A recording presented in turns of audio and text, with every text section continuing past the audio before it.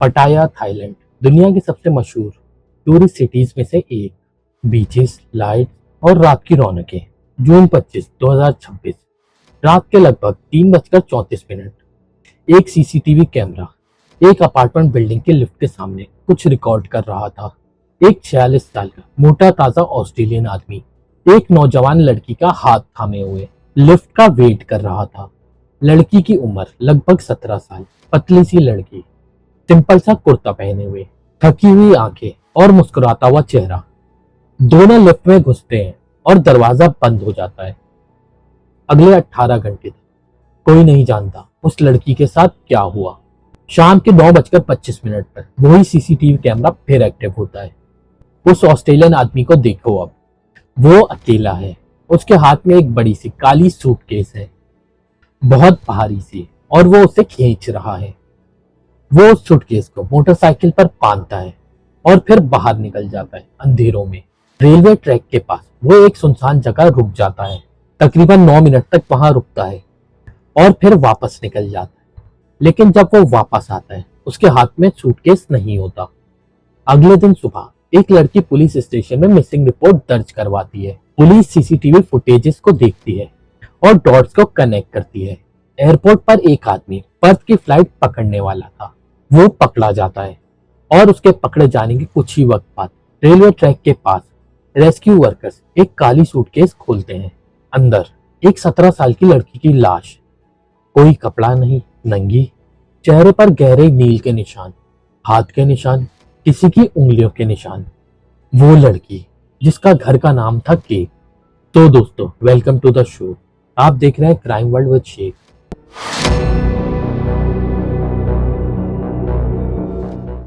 आज का केस है केक मर्डर केस। पहले केक के बारे में जानते हैं। केक कौन थी?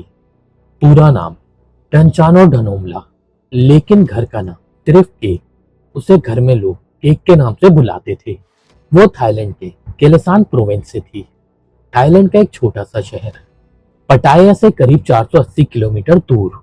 गांव जैसा माहौल, सीधे साधे लोग, सीधी सादी जिंदगियां।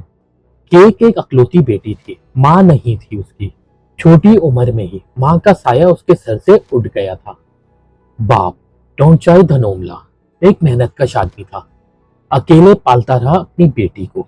साथ में एक सौतेली माँ भी थी, औरती, जो केक की सौतेली माँ थी। केक के बाप ने बाद में एक रिपोर्टर को बताया, मेरी बेटी के पास माँ नहीं थी, तो जब भी कुछ चाहिए होता वो खुद अपना रास्ता ढूंढ लेती।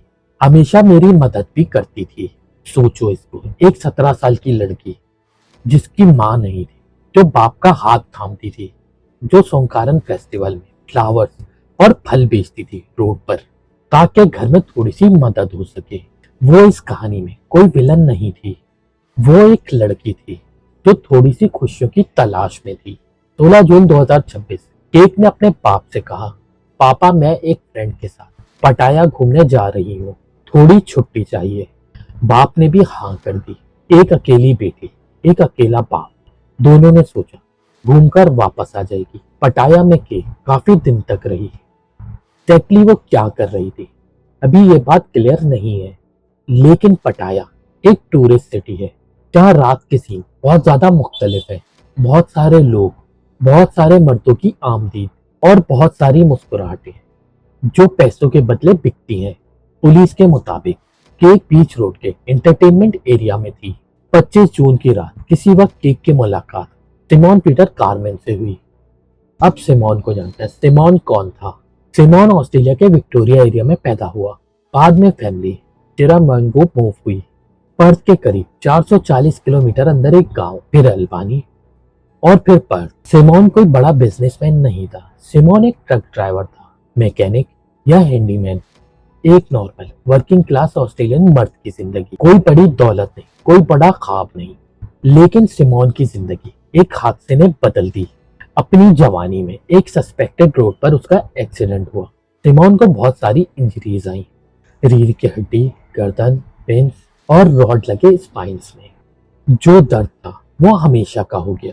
ये इंजरीज ऐसी थी कि ऑस्ट्रेलियन सर्जन्स ने ऑपरेशन करने से पहले सोचा। सिमोन का कहना है डॉक्टर्स ने इंडिया में ट्रीटमेंट से मना कर दिया था। सिमोन अब डिसेबल पर्सन्स की लिस्ट में आता था और वो डिसेबल पेंशन पर जिंदा था। वर्कर्स कॉम्पेंसेशन, कोई रेगुलर इनकम नहीं, हर महीने गवर्नमेंट की तरफ से थोड़ी सी मदद। और फिर एक और चीज, पर्थ में सिमोन के नेबर्स और जानने वाले बताते हैं वो क्वाइट आदमी था, अकेला रहता था, ज्यादा बातें नहीं करता था। लेकिन पुलिस रिकॉर्ड अलग ही कहानी सुनाते हैं। सिमोन के पास गन थी, एक 22 कैलिबर हॉर्नेट राइफल, एक शॉटगन। वेस्टर्न ऑस्ट्रेलिया में गन्स का कानून काफी ज्यादा स्ट्रिक्ट है, एम्यूनेशन अलग लॉकर में रखना पड़ता है। सिमोन ने ऐसा नहीं किया। पटाया आने से करीबन 1 साल पहले पुलिस ने सिमोन की ये गन सीज कर ली थी, उसके लाइसेंस को सस्पेंड कर दिया था। उसने अपील की लाइसेंस वापस लेने की, लेकिन वो भी रिजेक्ट हो गई। उसकी ड्राइविंग लाइसेंस भी उसी वक्त कैंसिल हुई। क्यों ही, ये बात अभी पब्लिक नहीं हुई। एक आदमी जिसकी लाइफ हर तरीके से टूट रही थी, ना जॉब, ना लाइसेंस, ना गन, कांस्टेंट दर्द, और ऑस्ट्रेलिया में रहना काफी ज्यादा महंगा। ऐसे में सिमोन ने एक फैसला किया, थाईलैंड जाने का। करीबन 8 महीने पहले लेट 2025 में सिमोन पटाया आ गया। जॉमिटन सेकंड रोड के पास उसने एक अकोमोडेशन ली, रेंट पर करीब $100 पर वीक। पर्थ के रेंट का करीबन 1/4 हिस्सा नेबर्स कहते हैं क्वाइट रहता था। कभी कभी हैंडीमैन का काम करता था बिना वर्क परमिट के। वो थ्रेड्स और इंस्टाग्राम पर काफी ज्यादा एक्टिव था। वो एक कॉपी पेस्ट स्टाइल में पूरी दुनिया की औरतों को मैसेज करता रहता डेस्परेटली, जैसे वो किसी से कनेक्शन की तलाश में हो। वो शायद अकेला था, ऑस्ट्रेलिया में कुछ बचा नहीं था। पटाया सस्ता, जीना सस्ता। लेकिन पटाया रात को एक अलग ही दुनिया होती है। 25 जून रात के बाद लेट नाइट, रात के 3:34, सीसीटीवी जॉमेटन सेकंड रोड अपार्टमेंट की लिफ्ट लॉबी। केक और सिमोन हाथ में हाथ डाले हुए लिफ्ट का इंतजार कर रहे हैं। पुलिस का कहना है दोनों के दरमियान एक डील हुई थी। केक सिमोन के साथ उसके रूम में जाएगी, फिजिकली सर्विस देगी 1000 बात के बदले, यानी $30। दोनों लिफ्ट में गए और उसके बाद सिमोन के रूम में, और उसके बाद सिर्फ सिमोन जानता है कि उस रूम में क्या हुआ। लेकिन सिमोन ने पुलिस को जो बयान दिया उसके मुताबिक कुछ घंटों बाद जब वो सो गया, केक ने उसे रॉब करने की कोशिश की। एक छुरी निकाली और वो घबरा गया। स्ट्रगल हुआ और उसने खुद को बचाया। ये सिमोन का क्लेम है, लेकिन पुलिस के पास सिर्फ ये क्लेम नहीं था, पुलिस के पास कुछ और भी है। सिमोन के जिस्म पर काफी ज्यादा उंगलियों के निशान थे, नाखून की खरोंचें थी, जैसे पूरी ताकत से किसी ने खुद को बचाने की कोशिश की हो। कोई भी सोचो जरा, अगर एक मर्द खुद को एक 17 साल की पतली लड़की से बचा रहा था, तो स्क्रैचेस उसके हाथों पर होते, ना कि पूरे जिस्म पर, और वो भी डिफेंस में। लेकिन यहाँ स्क्रैचेस पूरे जिस्म पर थे, और केक जो आधे से भी ज्यादा सिमोन से छोटी थी, उसके चेहरे पर काफी ज्यादा नील के निशान थे। पुलिस ने बताया जब सिमोन से स्क्रैचेस के बारे में पूछा गया, उस वक्त वो कैमरे के सामने खड़ा था। उसने कहा, मैं सोचता हूँ मकड़ी ने काटा, यहाँ हमेशा आती रहती है। Same on the other side. I think is that why don't they always get in here? Is एक मकड़ी, नाखून जैसे निशान, एक मकड़ी।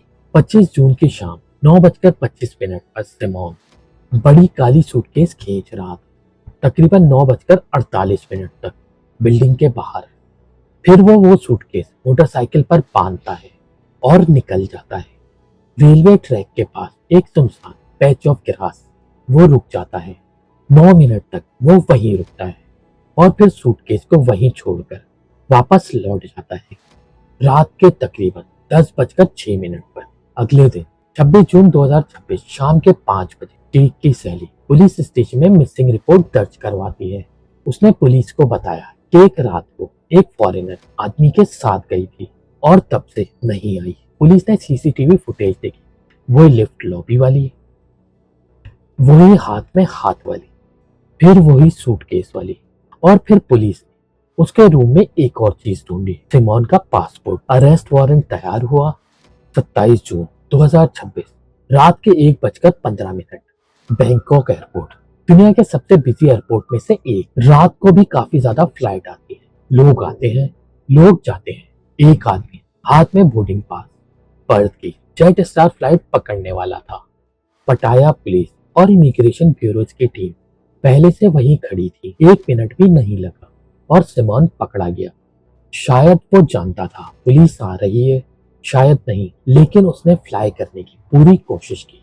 ऑस्ट्रेलिया सिर्फ 150 किलोमीटर दूर, और ऑस्ट्रेलिया से मुजरिमों को वापस थाईलैंड लाना तकरीबन नामुमकिन है, लेकिन वो पकड़ा गया। वो बचा नहीं। अरेस्ट के वक्त सिमोन से स्क्रैचेस के बारे में पूछा गया, वही मकड़ी वाला जवाब। फिर पुलिस स्टेशन में एक वीडियो रिकॉर्ड की गई जब सिमोन से पूछा गया वो केक की फैमिली को कुछ कहना चाहता है। सिमोन कैमरे के सामने आया और ये कहा, Sorry, Cap. Uh-huh. I feel bad for what happened to your daughter. Hmm. It was out of my control. I hope you. Hmm. I know you'll be very sad, upset. Same to me. It shouldn't happen, and I hope you're okay. I know you're not, but I hope. And please tell other girls to be not just to be careful. I feel bad for what happened with your daughter. I was out of my control. I know you will be very sad, upset. Same me. It should not happen. I hope you okay. I know you are not, but I hope. Please tell other girls just to be careful. Just to be careful. वो लड़की जिसकी पास अभी railway track के पास पड़ी थी, 17 साल की, उसके बाप को ये सुनना पड़ा। अरेस्ट के सिर्फ 15 मिनट बाद रेलवे ट्रैक के पास रेस्क्यू वर्कर्स और फॉरेंसिक टीम एक काली सूटकेस खोलते हैं। केक अंदर थी, चेहरे पर नील, गला, कोई कपड़ा नहीं। एक अकेले बाप, अकेली बेटी। केक का बाप एक सिंपल आदमी कैलासिन प्रोविंस में रहता था, बेटी को अकेले पाला, सौतेली माँ के साथ घर चलाया।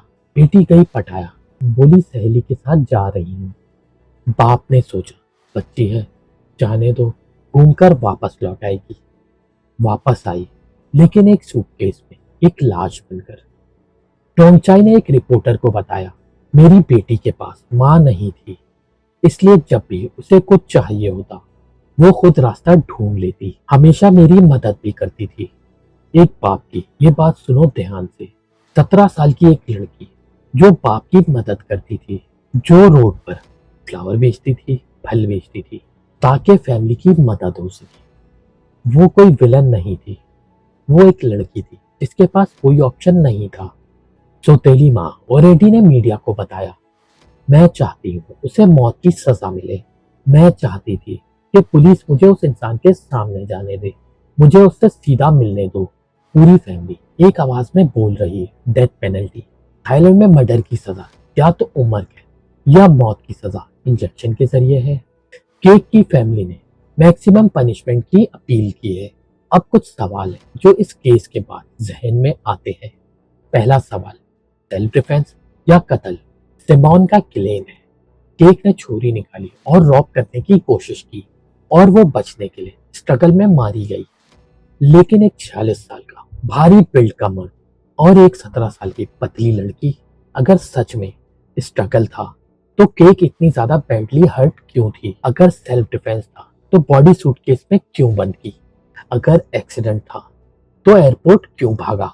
कोई भी इनोसेंट इंसान जब कोई हादसा होता है पुलिस को कॉल करता है, एम्बुलेंस बुलाता है, वो सूटकेस नहीं खरीदता, वो बॉडी अंदर नहीं बंद करता, एयरपोर्ट नहीं भागता। दूसरा सवाल, सिर्फ ये एक केस या एक बड़ी प्रॉब्लम?